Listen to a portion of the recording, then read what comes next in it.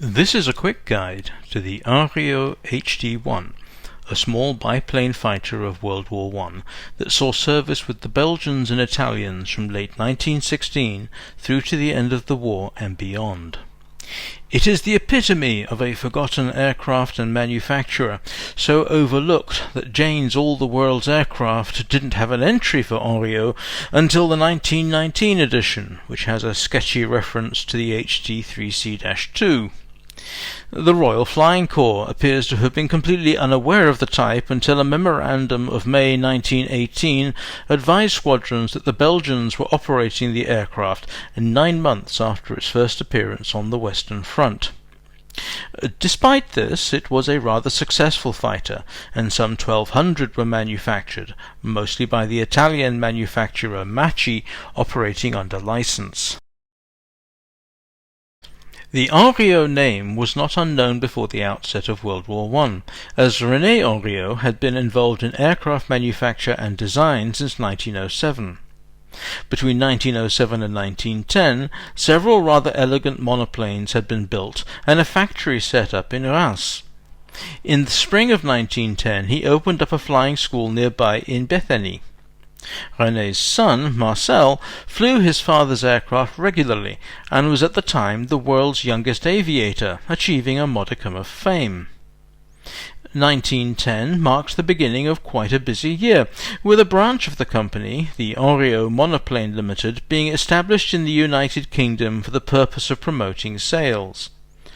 In 1911, another flying school was opened in Brooklands. Feedback regarding the early Hanriots was quite positive, but despite this the designs were surpassed by the likes of Nieuport, Morane-Saulnier and Deperdussin. As a result, the aircraft were passed over by the 1911 French military trials. A new design by Alfred Pagny, previously Nieuport's chief engineer, likewise failed to gain acceptance in the 1912 trials. In 1913, faced with bankruptcy, René sold his assets to Louis-Alfred Ponnier, who reorganized the company, which continued to design and manufacture aircraft, with some success, including a second place in the 1913 Gordon Bennett Trophy competition, losing out to Deperdussin. René himself briefly withdrew from the aeronautical industry. In 1914, of course, World War I broke out, and René Hanriot returned to aviation to start a new company that initially manufactured parts and later license-built aircraft, most notably the Sopwith 1.5 Strutter. In 1915 he was joined by his son, who had been released from military service, having been seriously wounded flying night missions in early bombers. Around the same time, René hired Dupont as a chief designer. There's a bit of confusion as to which Dupont was hired. One source says Pierre, the other says Émile Eugène. Just to make life confusing, the same author is responsible for both sources. Wikipedia, rather amusingly, reflects this in its articles about Hanriot and about the HD-1. In summer of 1916, the first DuPont-designed Hanriot appeared. Utilizing the initials of both the manufacturer and chief engineer, the HD-1 was a compact little aircraft that owed much to the construction techniques used in the Sopwith Scouts, which, given Hanriot's experience in their manufacture, is to be expected.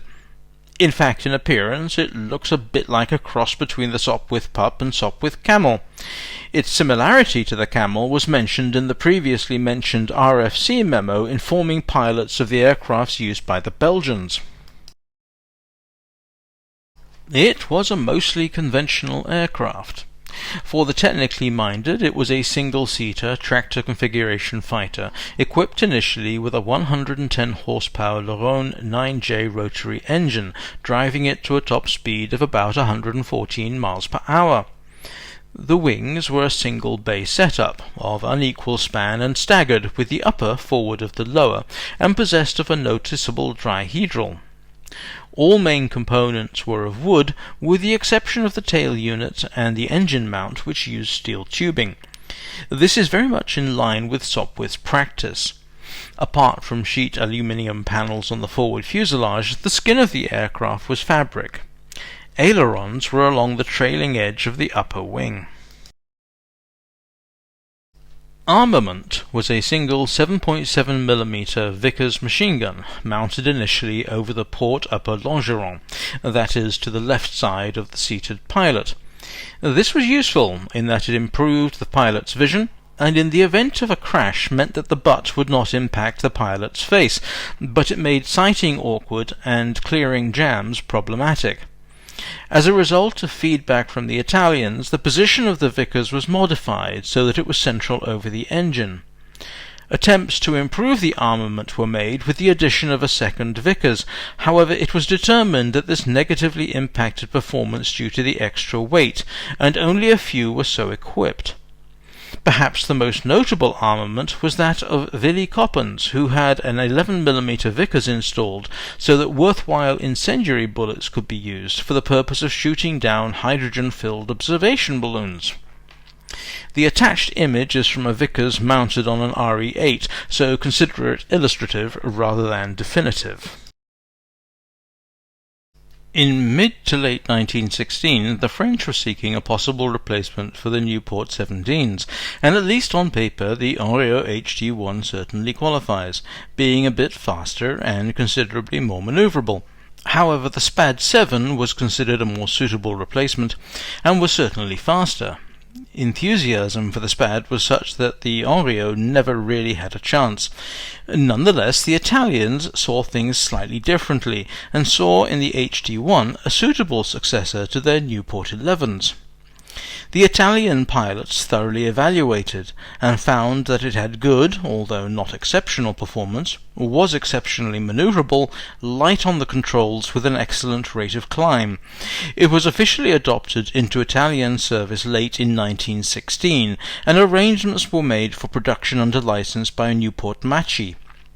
Production commenced in November of 1916 by the factory in Varese in northern Italy.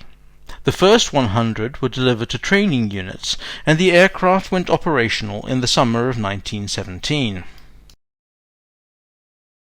While performance wasn't greatly superior to the Nieuport, its manoeuvrability was, and it was more user-friendly, something that could not be said about the 16s and 17s. So impressed were the Italians that the HD-1 became the most used fighter aircraft of the war in their service. At one point, 16 of 18 fighter squadrons were equipped with HD-1s. Total production numbers by the Italians are apparently a little hard to pin down, but something like 831 were manufactured by the Machi factory, 70 of those after the Armistice. An unknown number were manufactured in France and also delivered to the Italians. In fact, the HD-1 continued in Italian service as late as 1925, which is a resounding testament to the utility of this attractive little aircraft. The only other country to use the Hanriot HD-1 in significant numbers were the Belgians. Like the Italians, they were notoriously unable to use the front-line fighters being fielded by the major Allied powers, having to make do with that community's cast-offs. The initial Belgian order was placed with the Hanriot Company in June 1917, with deliveries starting in late August. Willy Coppens, the Belgians' leading fighter ace, describes its introduction thusly. I was present when the first Hanriots came, and on this occasion I can assert that the squadron very nearly refused them, as I believe it had refused the Spads. André de Meulemeester had been the first, and declined to keep it. He therefore handed it over to Olieslagers, who declined to keep that which de Meulemeester had no use for, and so on, and I, being about the last to have joined the squadron, finally had it offered to me. I did not like the Nieuport, whose controls were not light to the touch, and my 13 square meters was particularly heavy. I fell in love with the Hanriot at first sight. It was as light as a feather on the controls, and the pilot had a wonderfully clear field of vision. Although my first flight in this machine was made in very bad weather, I landed it perfectly, albeit without taking any great pains, and was delighted with it. Jan Olieslagers, who had watched me come down, congratulated me and began to take an interest in the machine, for he was too intelligent not to admit the error of his first adverse opinion. On the following day I took the machine up again and formally adopted the cast-off.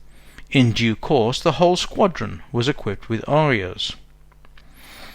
Coppens, de Meulemeester, and Olieslagers all became notable exponents of the Ario. An interesting indication of the Belgian pilots' appreciation of the Ario is provided by the fact that when Coppens' squadron was offered Sopwith Camels early in 1918, they elected to keep their HD-1s, preferring the better balanced responsiveness and superior view from the cockpit.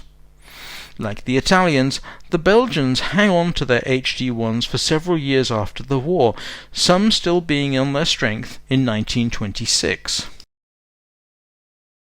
There are 5 known surviving HD-1s. Belgian HD-1 number 78 is in Brussels' Musée Royal de l'Armée. A Machi-built HD-1 is in the Museo Storico dell'Aeronautica Militare Italiana near Rome, and number 653 of the Swiss Fliegertruppe is preserved at Dubendorf. In New Zealand, the vintage Aviator Limited in Masterton has a flying example of a former Belgian HD-1. Finally, Planes of Fame Air Museum in Chino, California preserves the aircraft flown by French ace Charles Nunesse in the 1925 movie The Sky Raider.